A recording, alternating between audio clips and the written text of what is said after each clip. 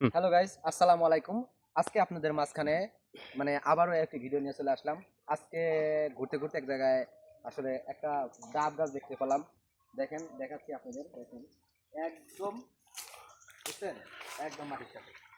দেখছেন, আসলে মালয়েশিয়াতে আল্লাহ তাআলা একটা অন্যরকম একটা বরকত দিয়ে রাখছে, যার জন্য এই দেশের মাটিতে এত দামি দামি ফসল ফলায় আর কি, কি বলবো, মনোমুগ্ধকর একটা পরিবেশ। দেখেন কত সুন্দর।